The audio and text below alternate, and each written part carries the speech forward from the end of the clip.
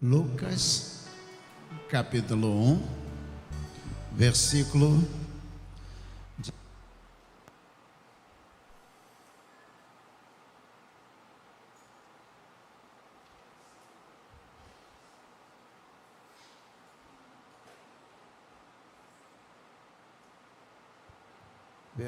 de número 26. Lucas 1, 26.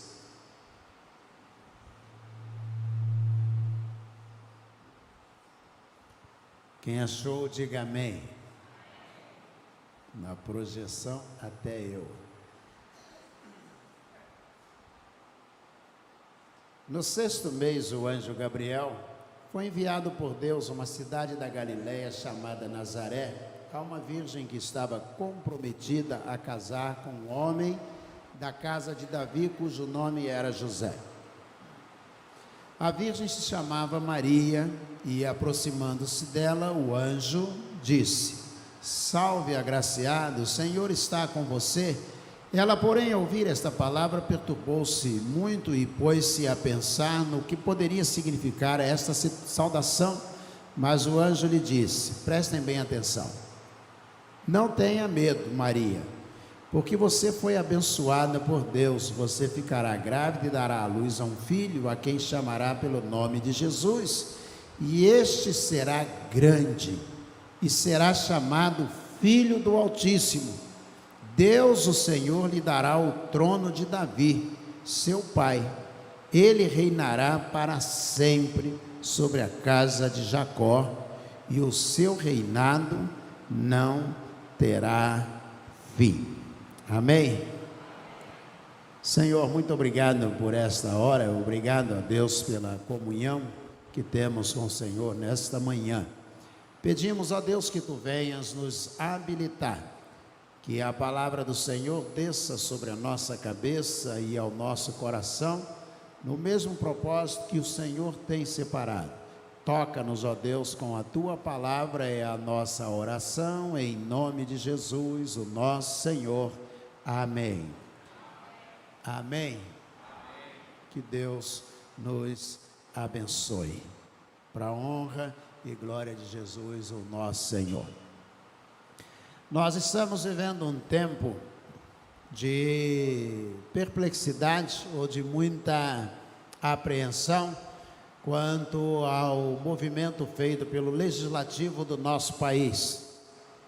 A busca de uma emenda constitucional para mudar o mandato do STF, para mudar tanto o tempo, para mudar com quantos anos ingressa e mudar também o tempo que um ministro do Supremo, ou seja, a mais alta corte do país, pode permanecer.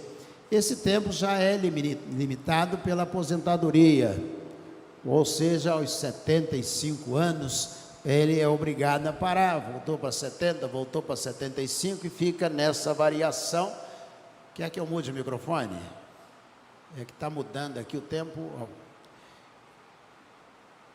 E aí muda para 70, 75, tentar entender quanto tempo deve ficar. É a mais alta corte do país, ou seja, o ministro do Supremo, a mais alta corte do país, pode ter o seu tempo limitado pelo Legislativo, ou seja, pela Constituição, numa emenda constitucional. Isso pode acontecer. E por que eu estou dizendo isto? Porque o anjo disse a Maria que Jesus iria receber, ela estaria grávida e o filho iria receber um mandato. E o reino dele não findaria, seria ad eterno.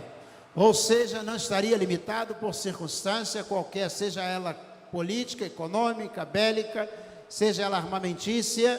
Disse, ele vai receber um ministério e o seu reinado, o seu reino não terá fim, e ele reinará para sempre. O reino dele vai se perpetuar, e ele será chamado Filho do Deus Altíssimo. Ou seja, um governo estava sendo entregue a alguém, e esse alguém iria governar para todo sempre. Daqui a 1000 anos ele continuará rei, Daqui a 5.000 anos, ele continuará rei. E daqui a 1 milhão de anos, ele continuará reinando para sempre, diz o anjo Gabriel a Maria. Nós temos alguns exemplos, por exemplo, na França, um imperador que conseguiu governar, um rei conseguiu governar por 74 anos. Começou muito jovem, não é o maior governo da história da humanidade. Temos no Egito, na 11ª dinastia, Pipo II, que reinou 92 anos, é a maior dinastia na história da humanidade, o mais tempo que alguém ficou no governo, 92 anos. Ou seja, quando Pipo II começou a governar, ainda estava no berço, para que pudesse o governo dele levar 92 anos. Só que este pequeno rei, o anjo diz a Maria, ele ainda no berço, ele vai começar a governar, mas o governo dele não vai cessar. Ele vai reinar 92, não, 100, não, 200, não. Ele vai reinar eternamente.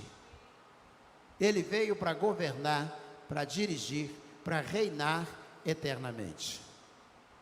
Esse Senhor, Senhor de todas as coisas, que nós chamamos Jesus Cristo, ou ainda Josué ou Yoshua no Velho Testamento, é o mesmo nome, significa Salvador. Ele veio para nos salvar, e o reino dele se constitui de cada um de nós, de todos que desejamos fazer parte deste reino, de todos nós.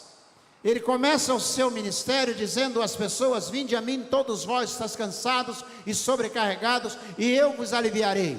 Tomai sobre vós o meu jugo e aprendei de mim, que sou manso e humilde de coração, e encontrareis descanso para as vossas almas.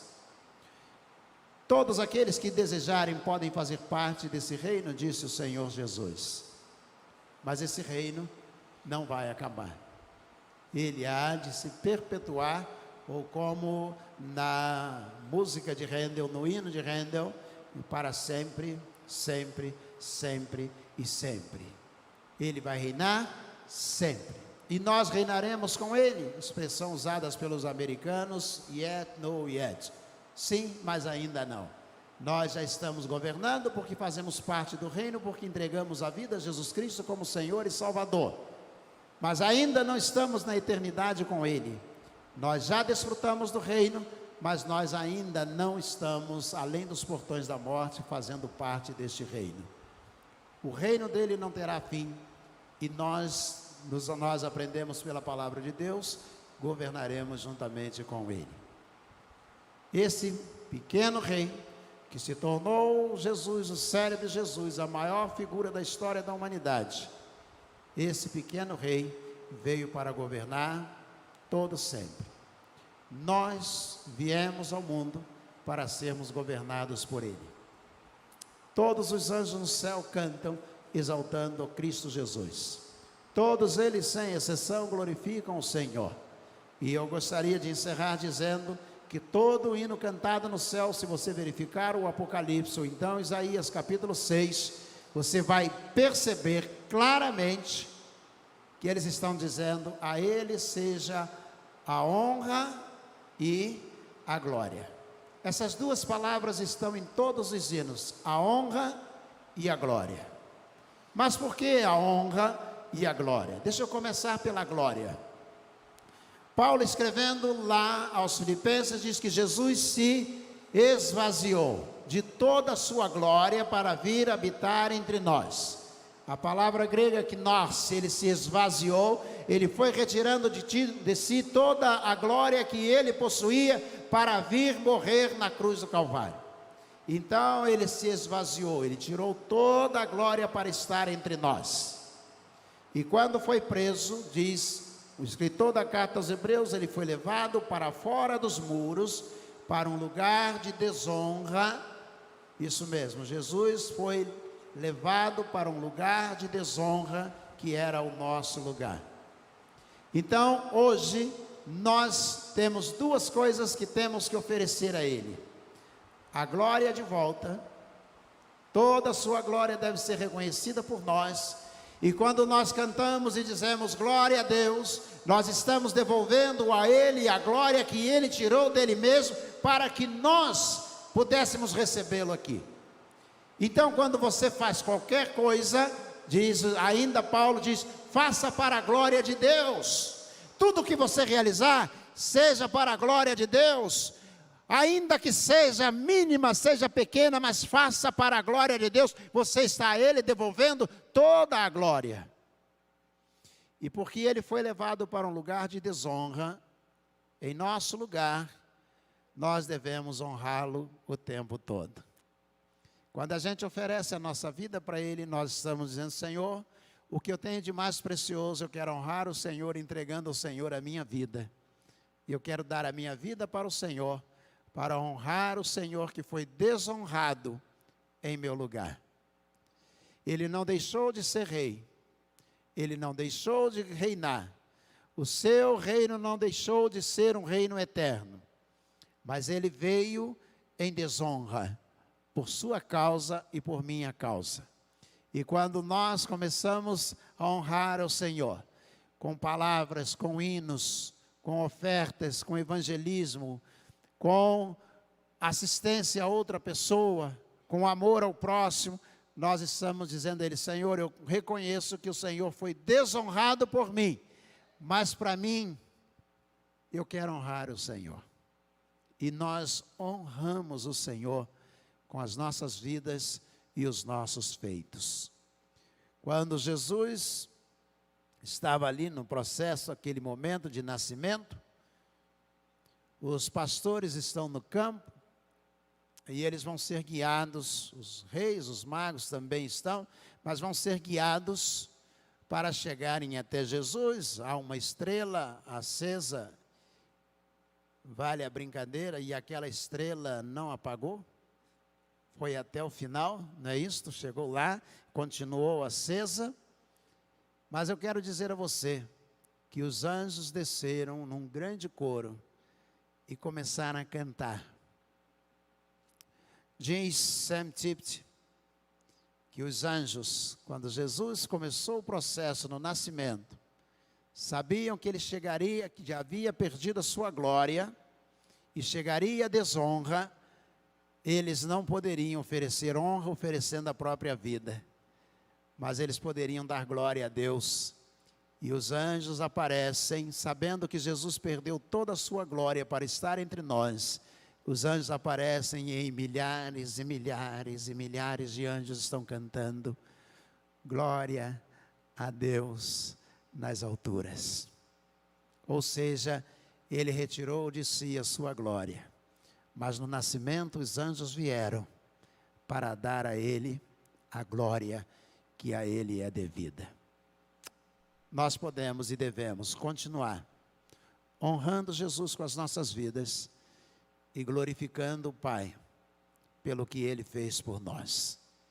Só existe Natal porque Ele perdeu a sua glória. Ele começa sem a glória e Ele termina sem a honra. Vou repetir. Ele começa sem a glória na manjedoura. E Ele termina no Calvário sem a honra. Só nós e os anjos podem devolver a glória, e nós podemos devolver a glória e a honra. Amém?